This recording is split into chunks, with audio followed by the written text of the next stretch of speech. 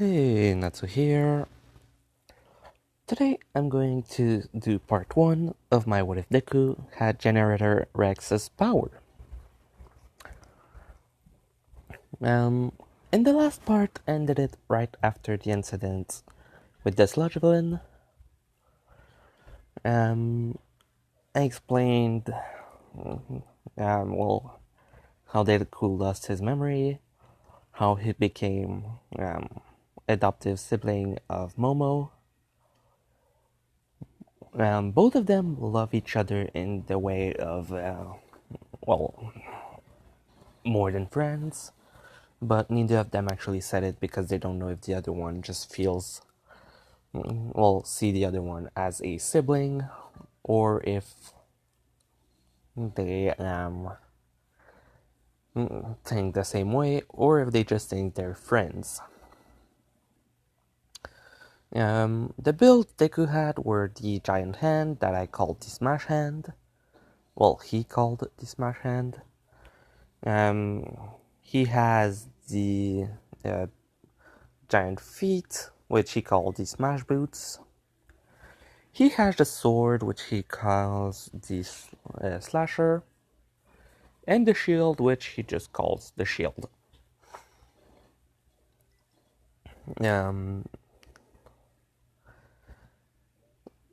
During the 10 months of training, it's mostly for, Deku and Momo do train, and Deku basically develops 3 new builds, which are the jetpack, the motorcycle, and the cannon. So, the cannon, basically the cannon, he built it for the first time basically during the last week, because he was basically training with his other builds, training his strength, and training his other powers. Since basically he can make small machines or other things like that. Basically using the capacity to actually create stuff of metal or electronic by literally making them from his body, instead of using the nanites to build his smash hand or stuff like that. It's basically being used to make different stuff. So, basically that's for Deku mostly, which I should say the exact amount of strength he has right now. If he uses the smash hands, the strength he has is pretty freaking high. If he wants to, he can lift a car pretty easily. Probably with one hand he could actually lift about 3 of them, which a car is over a ton. So yeah, he can lift a lot. Speed, that depends on if he's just normal, using the smash boots, or using the motorcycle, or the jetpack, depending. But he's pretty freaking fast, even normally. Not as fast as Ida, but still pretty fast. Momo also gained a boost in confidence, strength, speed, stamina, blah blah blah, as well as augmenting the power of her quirk. Basically, the only thing it augmented was that she can build stuff faster. So yeah, small change, but still a good change. And by all accounts, both of them are pretty intelligent. Like, they're more intelligent than what they were in the anime. Simply because basically a rivalry of wanting to be the best between the two. So they kind of increased in strength and intelligence, speed, blah blah blah, trying to overdo the other one. So after basically doing all that, um, the thing that basically makes it, oh fudge, yeah, basically what's happening is that for them it's only that. But now, what I want to talk about is Bakugo. He just saw the kid that he thinks he saw the guy a kid that he knew from before, but he's not sure because even the guy just asked, "Do you know me?" And when he said Deku, it didn't even seem to basically register in Deku's head that he's talking to him. So he's not sure, but that basically makes him a bit less concentrated when at school. Well, basically always. Um, so he's still trained exactly the same. There's not a lot of difference. It's just that he wants to know who the hell the kid is.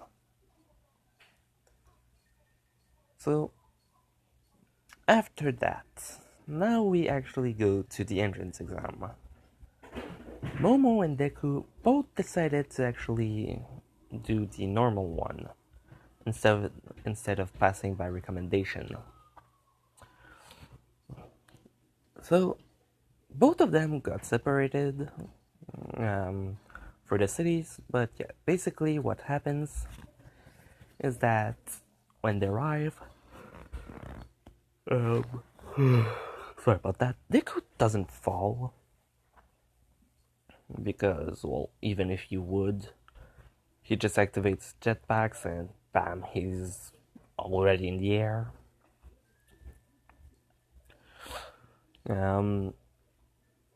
So he doesn't meet Ochaku there. Basically, the ship is already made of Deku and Momo, so yeah, they won't get together. They won't even. She will kind of fall in love with him, but he won't have any feelings to give back.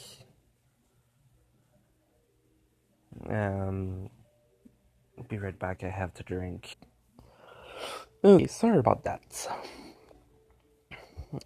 Okay, so after basically Deku and Momo destroying the written exam because, well,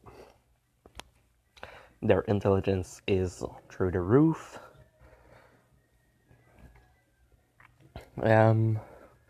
We go to the assembly where Ida does the exact same rant about the 0-pointer, but that's basically it.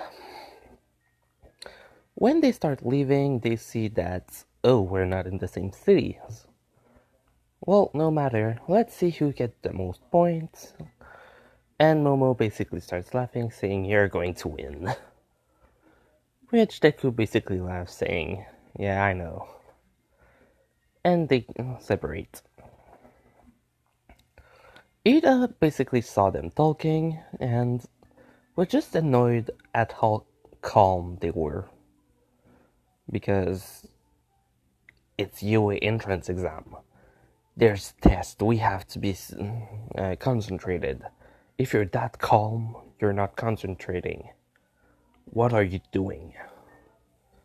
So he's basically annoyed at this and decides to keep an eye on Deku just because it's suspicious for him.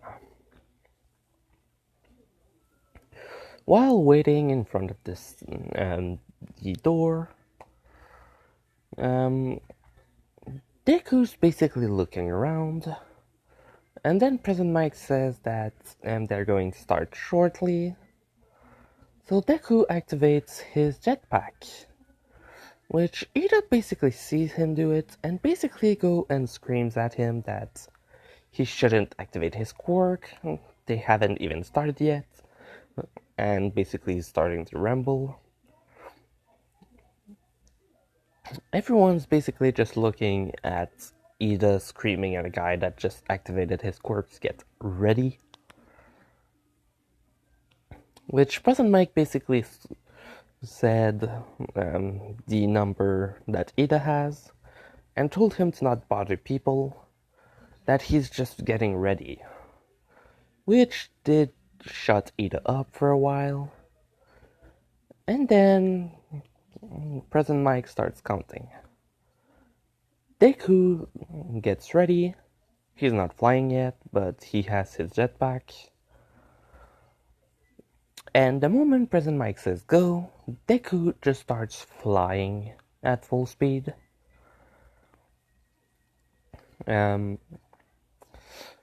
Ida's not as fast as that.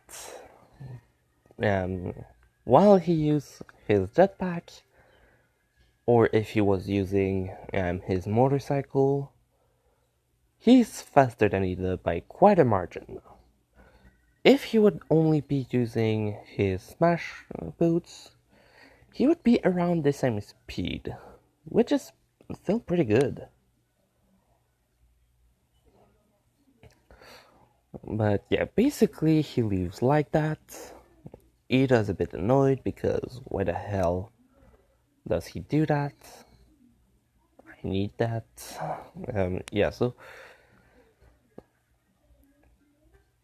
basically Deku just starts going up, looks down and see basically, well, the robots, and basically uses, well, turns his hand into the slicers and basically flies down and just starts cutting a lot of them. Multiple people are amazed just at how Deku, well, what Deku's quirk is. And then he turns off the jetpack, turns off the swords, well, slicers, and just turns his arm into smash hands and basically break straight through it. Basically breaking a huge amount of them that are further in the city. After a bit, he basically turns around and decides to go back closer to the entrance to get more robots. And he basically just kind of jumps because he sees a robot. Using the smash legs, he jumps and basically kicks the robot. He lands right next to Mineta. Like, way too close. He could have stepped on him. Mineta basically starts screaming at him to be careful, with Deku basically just looking at him and saying, "Whoa, that would have been bad. We don't want any grape juice on the floor." Which nobody else heard, but Mineta basically pissed his pants because first, he almost got stepped on, and secondly, the guy just laughed it off. Making him quite scared of Deku for a bit, just because, oh shit. And then Deku left to break more robots. After the amount of time before the Zero Pointer is unleashed, Deku gets around 260, 280 points. Around those parts, so way lower than what All Might has.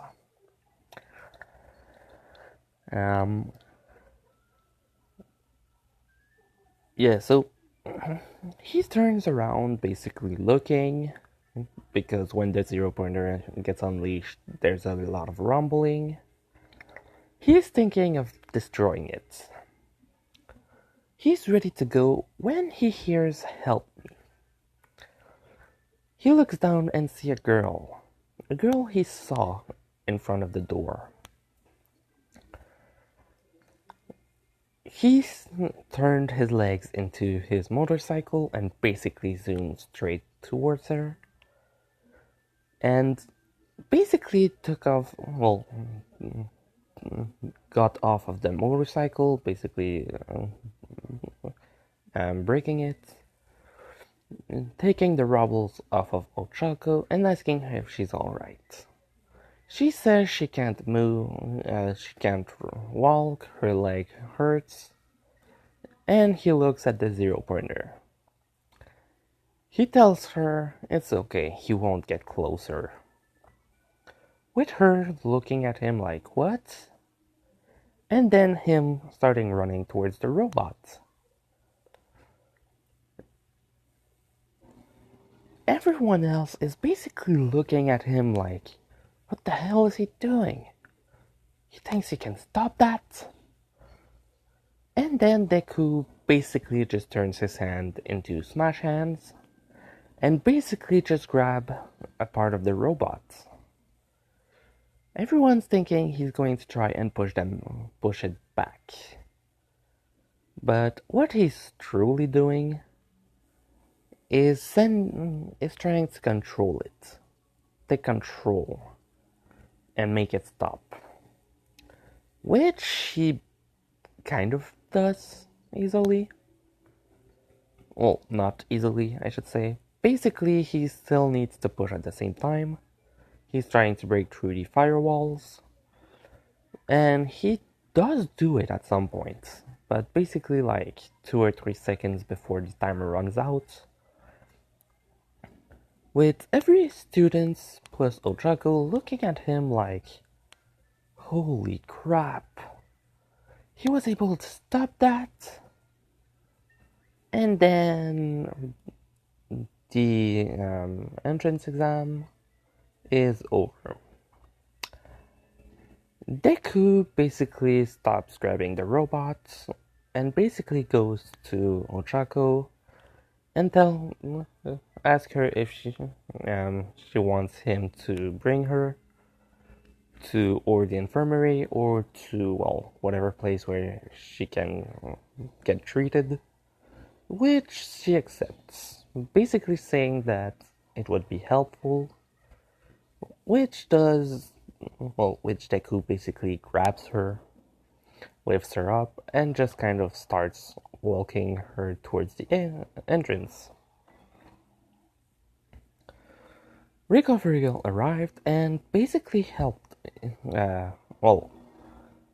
Recovery Girl was coming. Deku brought Ochako towards her. Ochako got healed. She thanks Deku. And Recovery Girl asks Deku if he needs healing, which he says, no, I'm going to be fine. And then they basically go. Before Deku's able to leave with Momo, there's a message basically that gets sent through the speakers, basically asking for Izuku Yadirozu. Please come to the principal's office.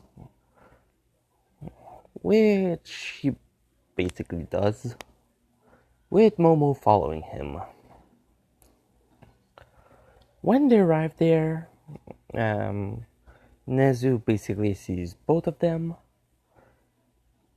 and then basically looks at who she is, which Momo Yajirozu. Ah, so you must be siblings. Which they kind of looked at each other and laughed a bit, well, chuckled a bit, and just said adopted. Which she kind of just responded, ah, well then, the reason I asked you to come. You see, you have made a great score, if I do say so myself. But the question I have is, what is your quirk? All it says here is nanite, but I've never heard of that quirk. as well as I don't know how you were able to do all of those things. And I would like to understand with basically Deku saying that he can explain everything, but it does take a bit of time, which Nezu says it's fine, it's fine. And they basically start talking. Deku explains, about the small machines in his blood, in his body, that are basically created inside of him almost unlimitedly, because they still don't know about the Omega nanites that he has, 6 of them, which does make him pretty freaking powerful in itself, because the way the builds work in Generator Rex is that he can make, pretty much anything that he tries to think of. As long as he's able to visualize it, he can theoretically try to make it as a build. The Omega Nanite allows those builds to basically evolve a bit, make them more powerful or bigger, stronger, faster, whatever. In the movie Heroes Unite, his Omega Nanite was taken, which basically made him only have a limited amount of them. He was able to still make the same builds. The problem were that he said it himself, he can't do everything because the more powerful build he has, he needs the Omega to do them. Which means that Deku, having 6 of them, can pretty much, do those type of build as well. Which means he can also increase the power of them. So Deku basically explains about his robots, the robots, then explain how his quirk basically works, that if he's thinking about it, he can try to make builds that allow him to basically force the nanites to create stuff. He is able to do other things than just his build, like create small objects that need metal, or do small machines that can work. Basically, like example that he decided to do is something like he does a small clock basically that basically works and has the exact time. Which does impress Nezu a bit, because, that means both of you can actually do kind of the same thing. Which he explains, Momo explains that she can do practically everything as long as it's not alive. And she needs to know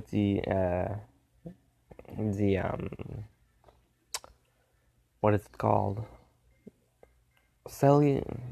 Molecular structure of it to basically build it.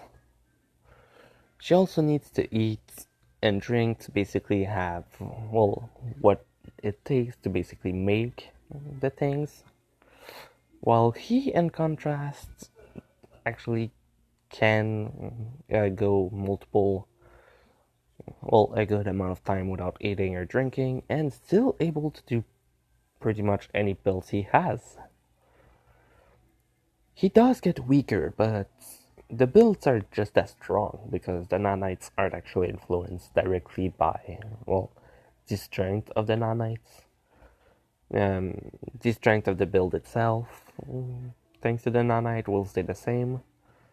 The capacity to keep them together, that's going to be a bit different, since if Deku's not able to keep a cool mind, then it's kind of not working. But yeah, after that, they ask him about the zero pointer, which he basically explains that with his nanites, he can also, take control of machines and basically force them to do what he wants, like give them orders or stuff like that. Which does impress Nezu even more than what he was already impressed with. And so Nezu basically said that they should receive their letters soon, and that they can go. After leaving, Aizawa looks at the only other person that was in the room, which is Aizawa. Nezu asked Aizawa if he tried to take off his quirk while he was showing some of the stuff, which Aizawa said he was, and that it seemed that he wasn't actually stopped by it for some reason. Which in reality the only reason is because his mind is directly linked with the nanites through his nervous system and thanks to the omegas. Basically meaning that, yes, when he gets stopped, the omega nanite, which are actually his quirk to make nanites, basically stop producing them. But those that are already in his body, he can still control them. Which means, for Aizawa, it's basically stop Deku from using his quirk. He would need to keep looking at him for an almost ungodly amount of time, while Deku's basically making many builds. And naturally, he has 6 times the amount of nanites in his body than Rex does. Because compared to Rex, instead of having just 1, he has 6. Making him, quite frankly, extremely powerful. So, they basically don't know that this is the reason. I'm stating it outright to basically explain what's happening. But yeah, so in the next, I'm going to end it here. In the next part, I'm going to explain. Well, no, I'm going to, in the next part, say what's happening. Well, what's going to happen in the test with Aizawa, in the test, and with the test with All Might. So yeah, if you liked it, leave a like.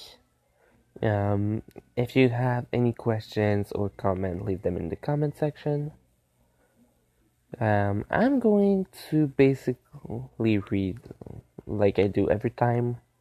I'm going to read every single part of it, because I like to give answers if I can to, well, basically whatever you ask. So yeah. Also, I'm going to leave a link to my Discord in the description. Come and join us if you want to. It can be pretty fun. So yeah, Natsu out.